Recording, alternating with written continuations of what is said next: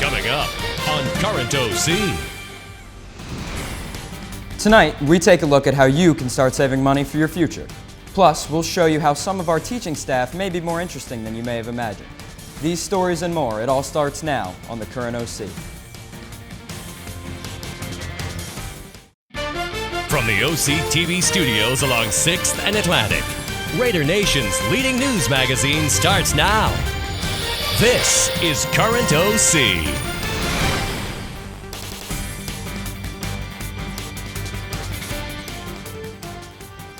Hello and welcome to the Current OC. I'm Charlie Costel. Thanks again for tuning in. Today marks the first time in over a year that we've been able to bring weekly broadcasts. Looks like we may have reached normality in our weekly schedule. Take that, COVID-19.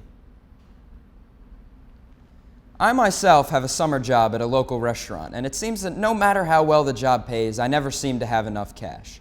The Current OC takes a look at how you can start saving your hard-earned money today. Ask yourself this: how much money have you spent in the past day? How about in the past month? It's probably more than you realize, and the truth is, it's likely a lot more than it should be. One of the main issues that a lot of people have today is that they spend too much money on things they really shouldn't be. Some people spend a lot of money on food or drinks, while others spend way too much money on online purchases. There are ways to cut down on these expenses, and we're going to talk about these methods that could potentially save your wallet some pain. In this segment of the Current OC, we're going to talk about all the different ways you can cut down on those expenses and save yourself some money. One of the things that all of us have done before is spend unnecessary money in stores like Wawa, Starbucks, and CVS. One common thing that people do is wake up and buy a cup of coffee from their favorite locations. Put it into perspective.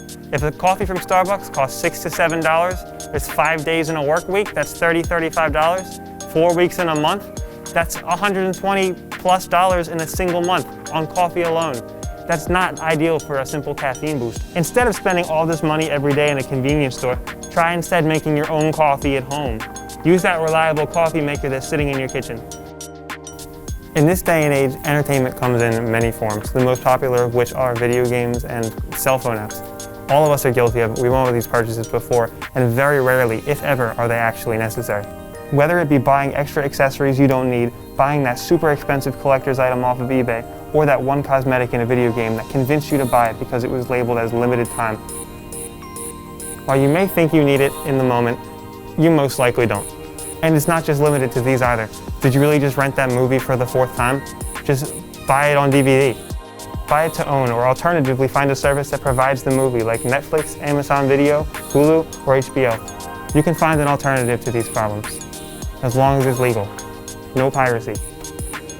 There will always be things in life that we want but we really don't need. We know that you want that cup of coffee from Starbucks, but do you really need it every single day? And we know that you want that expensive skin in the video game, but really, again, you don't need it. You can always save up your money for something much more useful. And did you really just rent that Avengers movie for the 4th time? Just buy it on DVD or watch it on Disney+. You can always find alternatives. You can always find more ways to cut the costs. This has been Sean Collins reporting for the Current OC. OCHS has a large teaching faculty, and sadly, students do not get a chance to know all of them. We thought it would be fun to meet staff members by learning fun facts about them. This brings us to our regular feature, the Fast Five. From time to time, Current OC reporters interview staff members and ask 5 questions. These questions are spontaneous and must be answered quickly, hence the name Fast Five. Today's first guest, is Mr. Walter Johnson, a special education and television media teacher. We thank him in advance for the video we're about to unleash. Sorry, Mr. Johnson.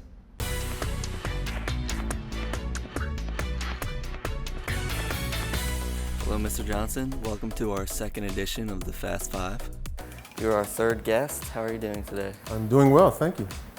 Okay, Fast Five is 5 fast questions. You do not get to know the questions, and you just got to give a rapid answer. Not much thinking, just say whatever you think. All right. Okay. Okay. First question, rank the Starbursts from best to worst. Starburst? Original flavors. I would say the best would be the pink one, whatever that is. Orange, red, whatever that is, and the last one I would say would be the yellow one. It's a hot take. I think red is trash, but next question. Who was the first person you asked out on a date, and how did you do it? First person I asked out on a date was in high school. How did I do it? To be honest with you, I think I asked somebody to ask her. You know, that's how shy I was back in the day. Sheep. Pretty sad. Did it work out? She became my girlfriend, so yeah, it worked out. Got more confidence over the years. Third question. Who was your first celebrity crush and who is your celebrity crush today? My first celebrity crush was actually Whitney Houston.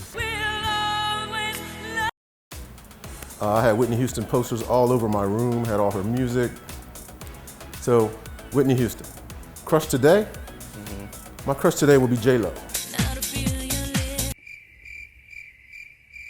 Good choice. Would you fight Alex Rodriguez? I don't know if I would fight him, but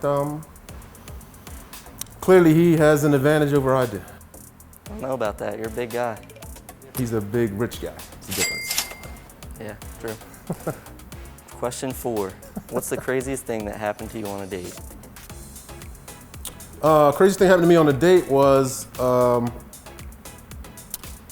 girl I was about to go on a date on, her boyfriend, she was using her boyfriend's car and flagged us down and hopped in the car, put me in the back seat, put her in the passenger seat, and we had to talk our way out of that. So it was a perilous situation for me, but I managed to get out unscathed.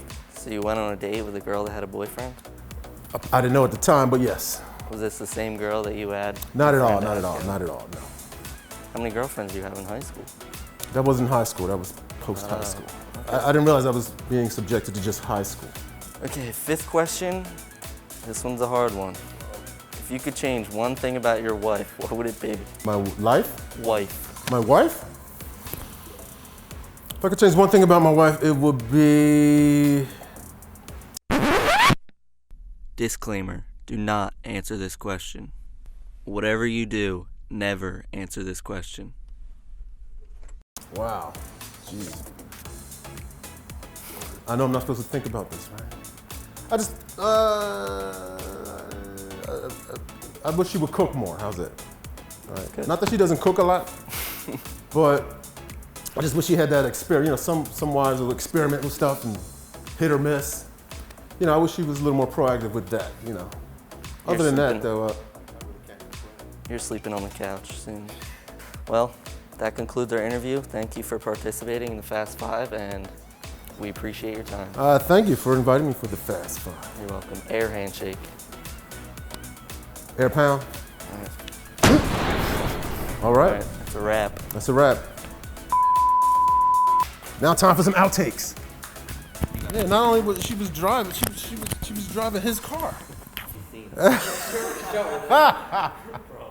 thought I was dead for sure, man. Oh, I appreciate that. She won't see this. Y'all gonna make sure she gets an email link, right? Is that what? Like, how bold?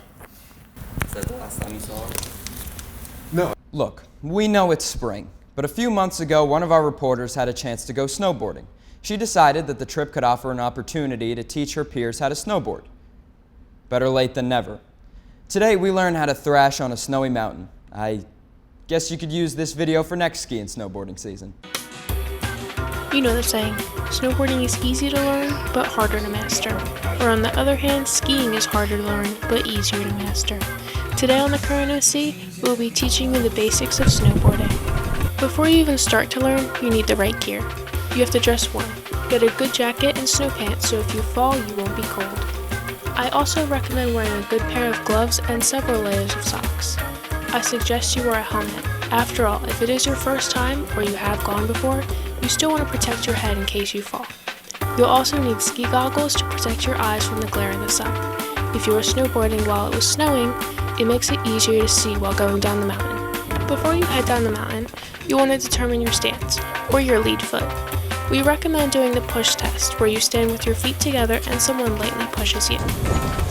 When getting on the lift, all you need to do is follow the lift before you to the stop line and wait for the next one to come to you. When getting off the lift at the top of the mountain, it requires more balance and is harder for some people more than others. All you need to do is put your board down and shift your weight mostly on your front foot, which is the one still strapped into the board. Your following foot will rest on top of the board. Keep your balance and allow the lift to push you away from it. Now it's time to ride. When you get up after strapping your other foot into the board, you'll want to put pressure on your heel edge so you don't fall forwards.